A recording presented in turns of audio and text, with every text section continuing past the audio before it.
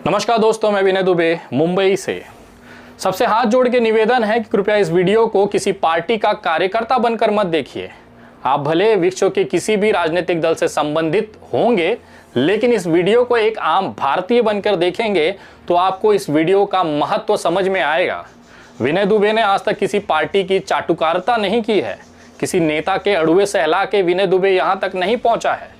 मैं खुले तौर पर डंके की चोट पर अपनी बातें रखता हूं और शायद यही कारण है कि देश के अंदर मुझे इसी तरह के विचार के लिए जाना जाता है।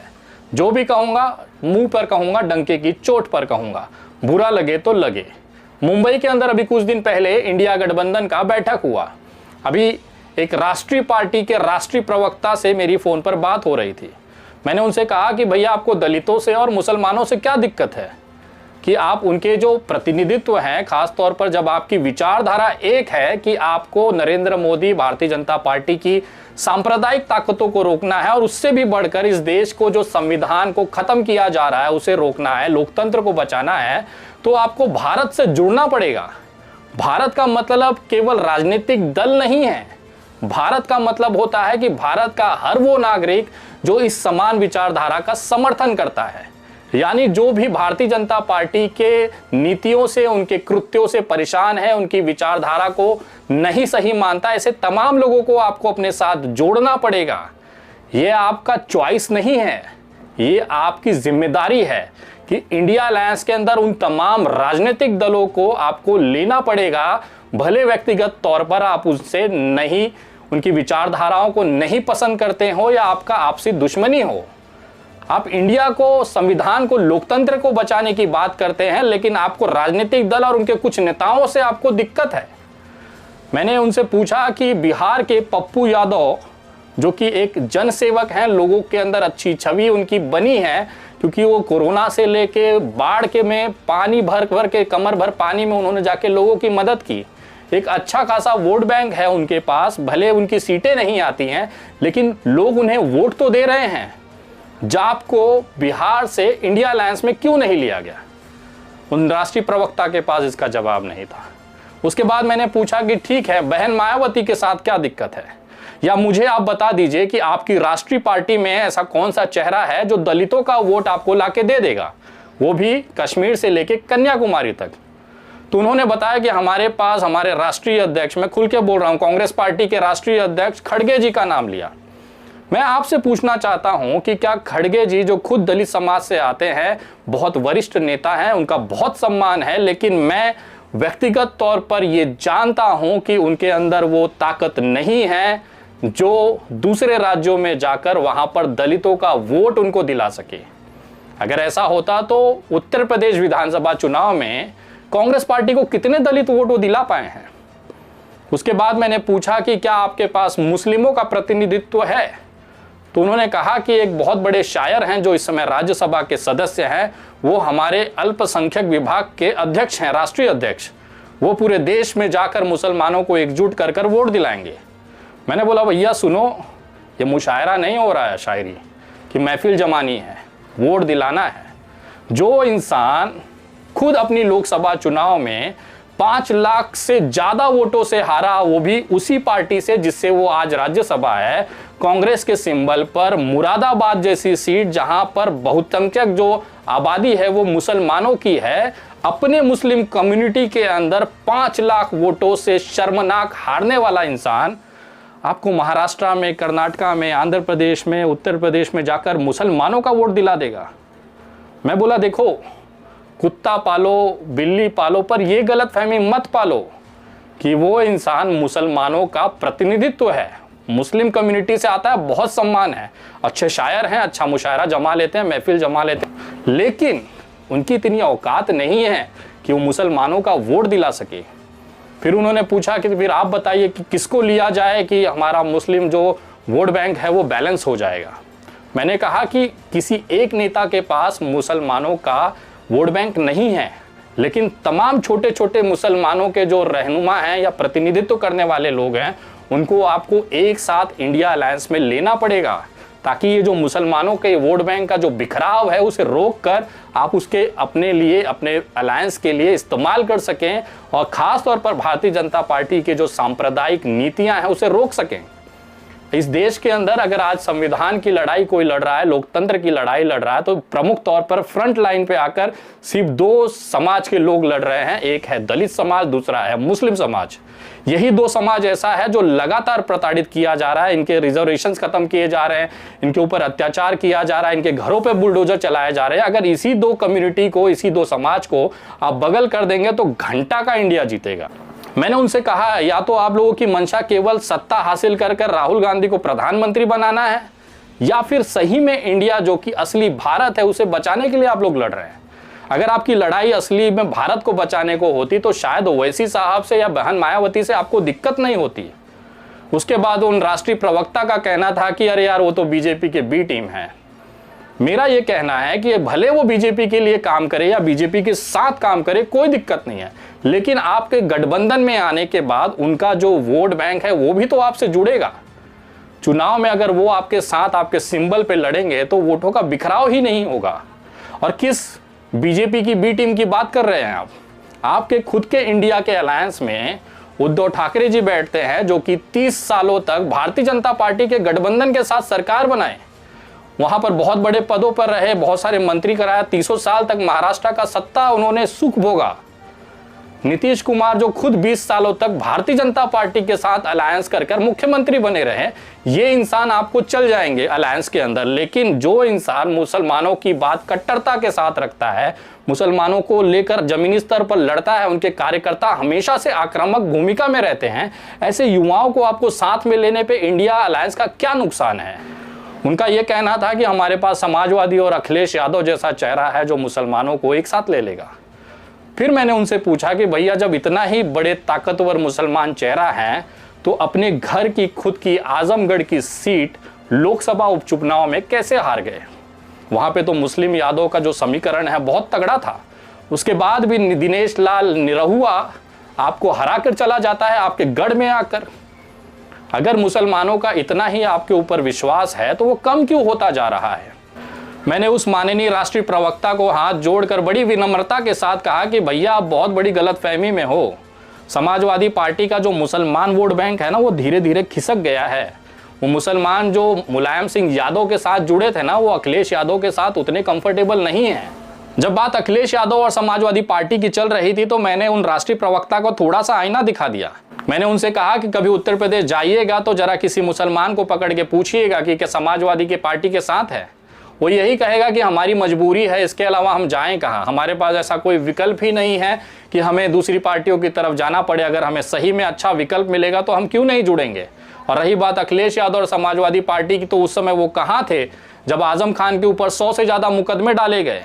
ये उस समय कहाँ चले गए थे जब आजम खान के ऊपर जेल डाला था, उनके परिवार के सदस्यों को, उनके बेटे को, उनकी पत्नी को उठा के जेलों में ठूसा गया था? तब ये समाजवादी और आजम खान के साथ रहने वाले जो उनको अपना बताते हैं ऐसे तमाम लोग गायब हो चुके थे। उसमें माननीय अखिलेश यादव भी थे। उत्तर प्रदेश का मुसलमान ये मानता है कि आजम खान को बहुत पहले जेल से छुड़ाया जा सकता था अगर अखिलेश यादव जी ने उनका साथ दिया होता, लेकिन अखिलेश यादव ने आजम खान का साथ नहीं दिया। शायद यही कारण था कि वो इतने तकलीफ़ों में, इतने दिनों तक वो जेल में बंद रहे। आजम खान की आज जो भी न्यायिक जीत है वो केवल आजम खान के प्रयास की है, उनकी व्यक्तिगत लड़ाई की वजह से है। उसमें अखिलेश यादव का योगदान शून्य है। ये बात मेरी नहीं है, ये उत्तर प्रदेश के किसी भी मुसलमान को जाकर आप पूछ लीजिए, उसका यही कहना है। केवल मुसलमानों के पास सही में कोई प्रतिनिधित्व नहीं है, उनकी मजबूरी है कि भाजपा को वो वोट नहीं कर सकते, लेकिन इसके बदले उनके सामने जो भी विपक्षी दल होता है उसको ये वोट करते हैं। उनका ये कहना था कि हमारे दिल्ली में अरविंद केजरीवाल है जिनको पूरा मुस्लिम वोट बैंक वोट देता है, मुसलमान पूरा आम आदमी पार्टी को वोट देता है। मैंने भी उनसे यही कहा कि देता है क्योंकि उनके पास विकल्प नहीं है। अगर सही विकल्प उनको मिले तो ये किसी पार्टी को पूछे तक नहीं। अगर इनके अंदर एकजुटता है, अगर मुसलमानों के अंदर एकजुटता आ जाए ना, तो कोई राजनीतिक दल जो कि सेक्युलर विचारधारा रखते हैं कभी टिक नहीं पाएंगे। ये अपने मजबूरी में किसी पार्टी को वोट देते हैं। फिर मैंने उनसे पूछा कि जरा दिल्ली दंगों में मुसलमानों के ऊपर हुए अत्याचार पे जब अरविंद केजरीवाल चुप्पी साधे हुए थे तो उस समय दिल्ली के जो मुस्लिम थे, और आज भी ये चीज़, ये सवाल उनके अंदर जज्बा है, उनके अंदर जिंदा है कि जब दिल्ली जल रही थी, मुसलमानों को घरों में घुस के मारा जा रहा था, तो यही हमारे रहनुमा आम आदमी पार्टी के अरविंद केजरीवाल कहीं दिखाई नहीं दे रहे थे। मुसलमान एक लौता अकेला पड़ रहा था, अपनी लड़ाई खुद लड़ रहा था। आज भी सैकड़ों युवा मुस्लिम समाज के इन दंगों के कारण तिहाड़ जेल में बंद है। कौन सा आवाज अगर अरविंद केजरीवाल ने या फिर अखिलेश यादव ने उठा लिया? ये वो सवाल थे जिससे राष्ट्रीय प्रवक्ता जी तिलमिला गए, उनके पास जवाब नहीं था। मैंने कहा उनसे कि मैं एक छोटा सा सामाजिक कार्यकर्ता हूं, मेरे सवालों के जवाब आपके पास नहीं है। सोचिए उस समय जब करोड़ों दलित समाज, करोड़ों मुस्लिम समाज आपसे यही सवाल पूछेगा तो आप उसे क्या जवाब देंगे? एक शायर मुसलमानों का रहनुमा नहीं है, एक दलित नेता हो सकते हैं लेकिन दलितों के रहनुमा नहीं हैं। जब भी दलितों का नाम लिया जाता है तो माननीय कांशीराम जी सबसे पूजनीय है, उसके बाद अगर किसी का नाम आता है तो वो आता है बहन मायावती का।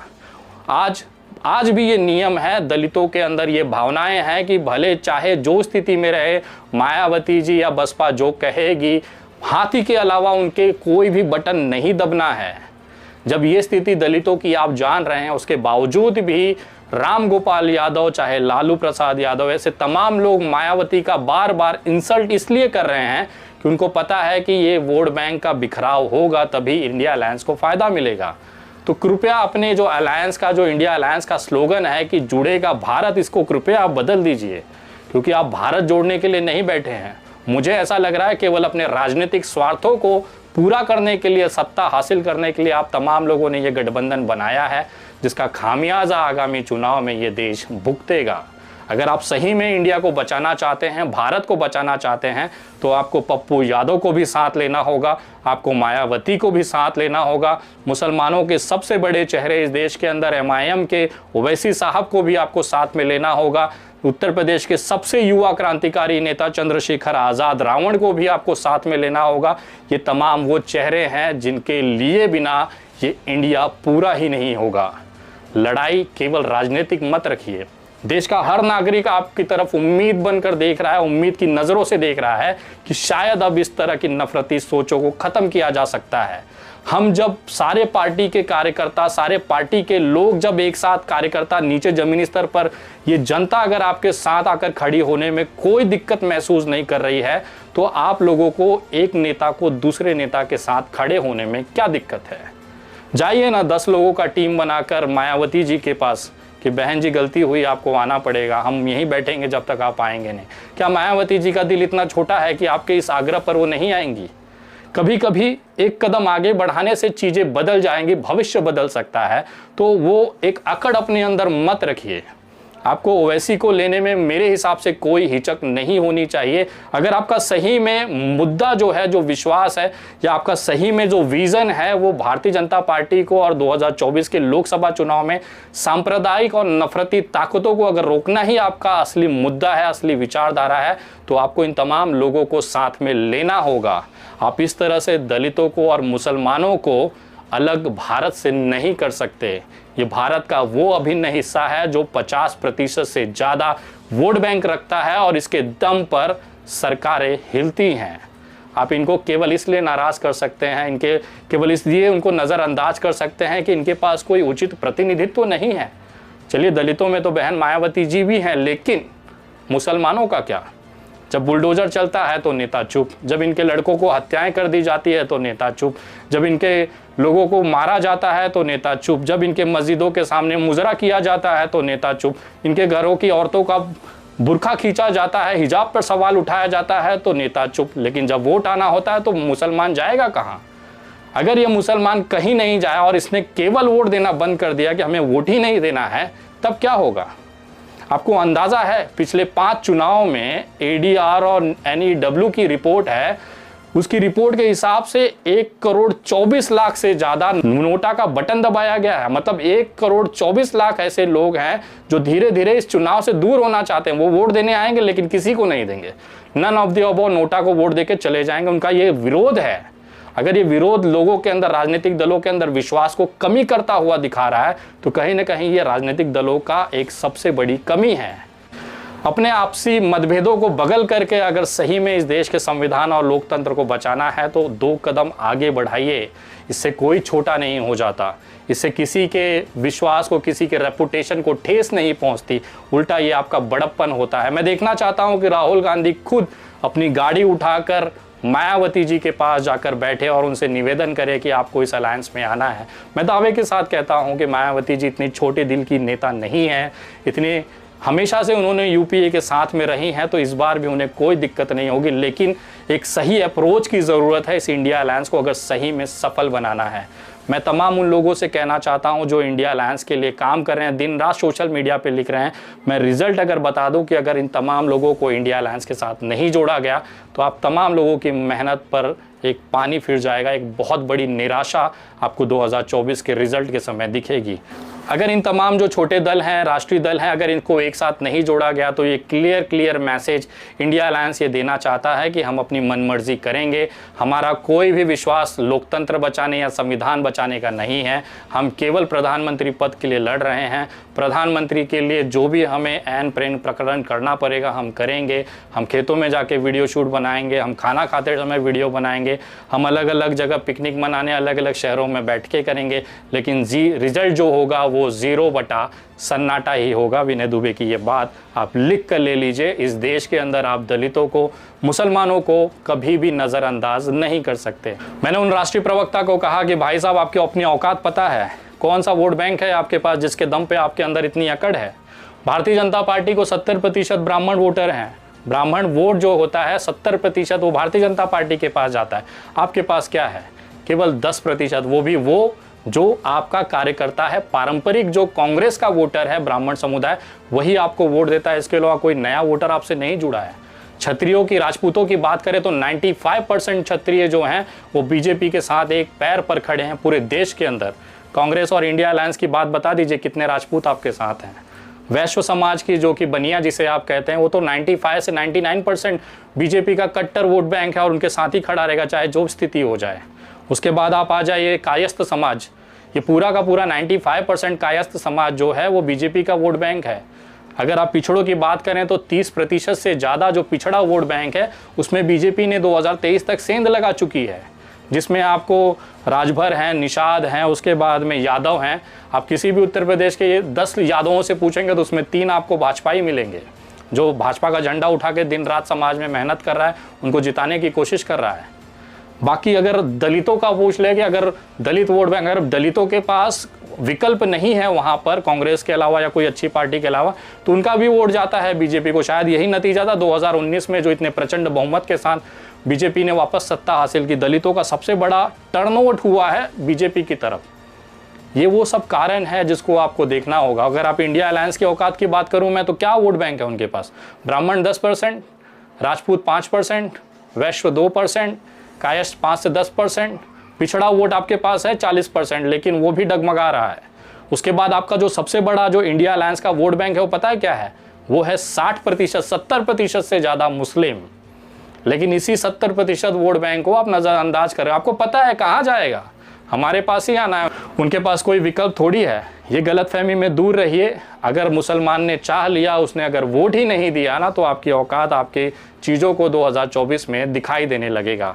इसलिए मैं फिर से निवेदन करता हूं कि चाहे MIM के ओवैसी साहब हों, चाहे बहन मायावती जी हों, चाहे चंद्रशेखर रावण हों, चाहे पप्पू यादव हों, इन तमाम लोगों को आपको इंडिया अलायंस में लेना पड़ेगा।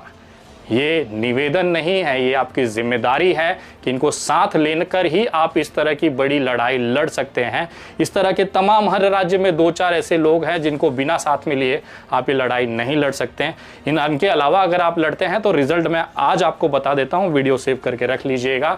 2024 में इंडिया अलायंस सत्ता तो दूर की बात है, 50 से 100 का आंकड़ा भी नहीं पार कर पाएगी अगर इसी तरह से ये अपनी अकड़ में चलते रहें। इनके आंकड़ों के लवड़म भोज्यम हो जाएंगे। वीडियो कैसी लगी है कमेंट करके ज़रूर बताएं, वीडियो शेयर करें, ज़्यादा से ज़्यादा लोगों तक पहुंचाएं। ये वो आईना है जो मैं दिखाना चाहता था आप तमाम लोगों को। आप किसी पार्टी के कार्यकर्ता के तौर पर इसे देखेंगे तो आपको ये बिल्कुल भी समझ नहीं लगेगा, आपको शायद बुरा लग सकता है, लेकिन एक नागरिक के तौर पर ये समझने की कोशिश करिए कि हमारी लड़ाई जिससे है उसके लिए एकजुटता और संगठनात्मक तरफ पर एकता बहुत ज़रूरी है। अगर ये नहीं हुआ तो जीतना नामुमकिन है। अगली वीडियो बहुत जल्द, तब तक जय हिंद, जय महाराष्ट्र।